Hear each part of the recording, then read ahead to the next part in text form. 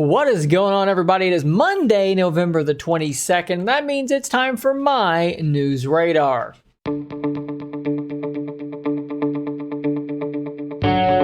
Guys, we have an absolute ton of stuff to get to in this episode, and the first one is kind of a shocker for me in particular. We got a tweet from EV Leaks on Twitter showing off something that wasn't even really being talked about at all, but here it is, out of the blue, boom, in your face. Pixel 6a renders have now leaked. This is on 91mobiles.com. This is a website that it seems as though EV Leaks on Twitter, if you want to follow him there, seems to work with. He always links to this website, and this is the link I'm going to be showing you. So right here in front of you is the Pixel 6a.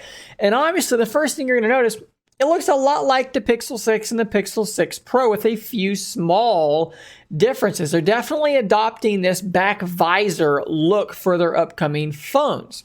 Now, if you don't know, the A series of Google Pixel phones tends to be the cheapest version. So you'll have a Pixel 5 and a Pixel 5a. In this case, there's a 6, a 6 Pro, and then there's a 6a, which is going to come in quite a bit cheaper. It tends to have a mid-range processor and basically just reduced specs, but also a far reduced price. So as this article says here, the Pixel 6a will have a 6.2-inch flat OLED display, so it's going to be a bit smaller, also keeping in line with the A line of devices. You do keep that center-mounted selfie camera.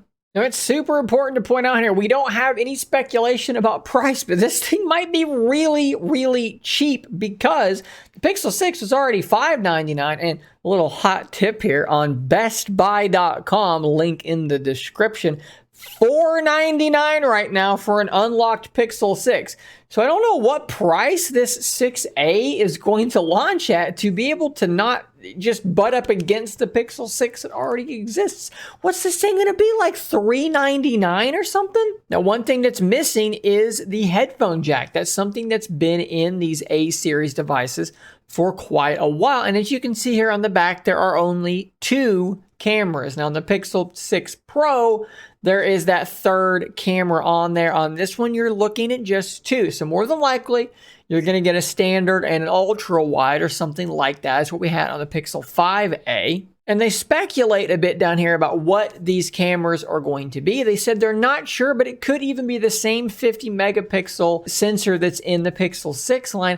I don't know that that's going to be the case simply because the cutout that's around them. There's this weird circle around them. Personally, this is just me just speculating, but I would almost expect to see like a 12 megapixel, 16 megapixel setup like we had on the 5a here a little bit ago. I don't think that they're going to put that 50 megapixel GN1 sensor in there.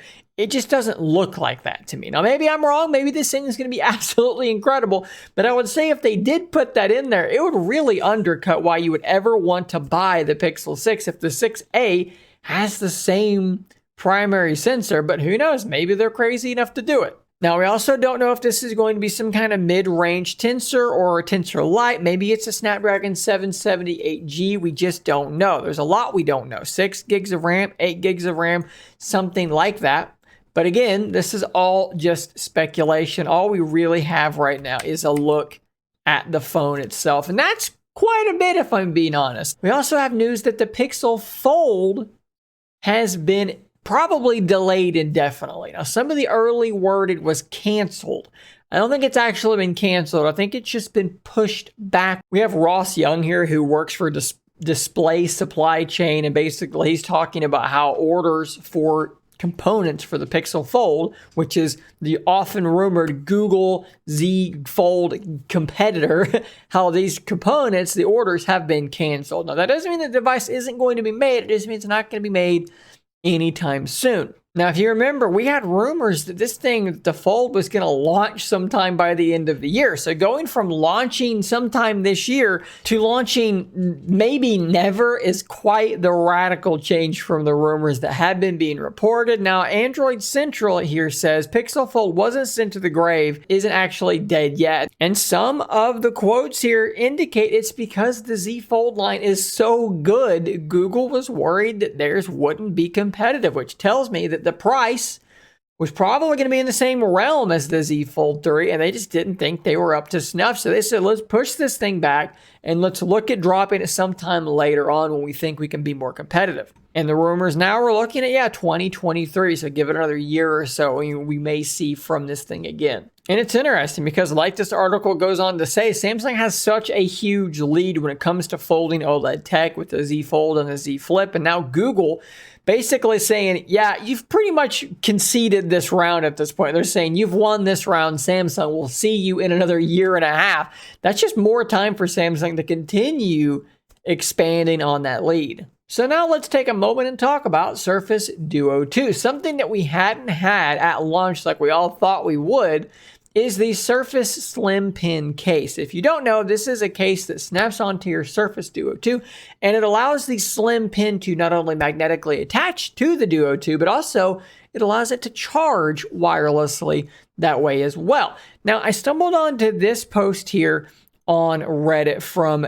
Gilbo Baggins 33, who basically did a PSA here that if you have a Duo 2 and you have a D brand skin on there and you snap your case on top of that D brand skin, it may interfere with Duo 2's ability to close back around on itself. So you can see the Slim Pen case here on top of this D brand skin, and as he tries to turn it around, the fact that the skin under the case, it's added just a tiny amount, right? We're talking about a millimeter of height. That's actually keeping it from closing all the way. Obviously, without the pin on, the thing will close all the way. But with that pin, as he points out there, a point of contact there, if you have a little bit of addition in the middle of that hinge, it's going to exponentially grow that gap as it moves up through the device, and that's the end result. We also have confirmation from Daniel Rubino of Windows Central that that is something he's noticed as well.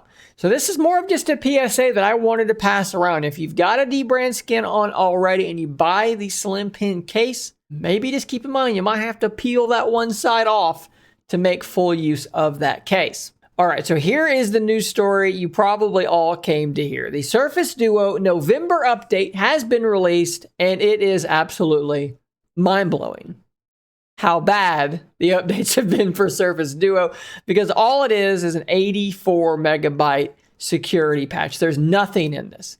For people that always do this, they do the, oh, it feels faster. No, it doesn't. This is just a security patch. There are no bug fixes. There are no changes. It's just a security patch. And if I'm being totally honest with you, that sucks. Obviously, there was a day one patch when you bought your Duo that, on launch day, there was an update, and then there was a following day update as well that did seem to kind of shore some things up. So it's not as if they've not updated it at all. However, coming from the original Duo where updates just weren't substantial, useful updates just weren't coming, security patch after security patch, 6-8 months in a row? It's been 1 month and we're already only releasing a security patch. This is a terrible, terrible look for Surface Duo 2, considering there are some weird things still going on. There's still touch response issues, which aren't that bad to me, but to some people are quite annoying, and it needs to be addressed. There's the fact that when you try to open up an app, there is no app opening animation. The app just pops into existence. How is that not fixed still? How is that not a 100 megabyte update that got pushed out and that got turned back on? How is it that we've already got an update with nothing in it? Like I said, it's a terrible look.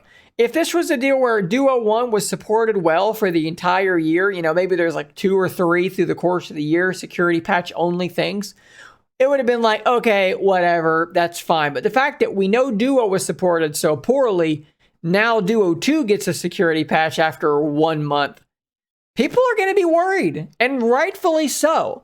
Now, I do want to kind of let those concerns simmer ever so slightly with this link here, and I'll put this link in the description. This is a link to the Windows Central podcast where Zach Bowden speaks a bit about what he's heard about the December update. Now, let's be frank here. We know what happened last year in December. I don't believe we got an update. I think that Microsoft said, it's Christmas, and they just shut down, and it came out the following month. And that may happen here as well. But in that video, Zach is talking about how he's heard that the November update was going to be effectively nothing, and that the following update was going to be substantial, that there were going to be some real bug fixes and some real changes in there. Now, what those are going to be, I don't know. Are they going to address touch? He doesn't say. I don't know that he knows. Is it going to address the app opening animation? Who knows? But there is reason to be slightly hopeful that the following update might actually be good. And I'm telling you right now, Microsoft, please deliver on this and don't wait till January. You have to get this out in December. You cannot let the year's end come with no substantial update to Duo 2 after the properly terrible job you did with the original Duo. The good news is Duo 2 is in a much better place than the original Duo, but you've got to nail these things. It can't just be security patches because there's this perception that Duo isn't supported by Microsoft, and you've earned that perception.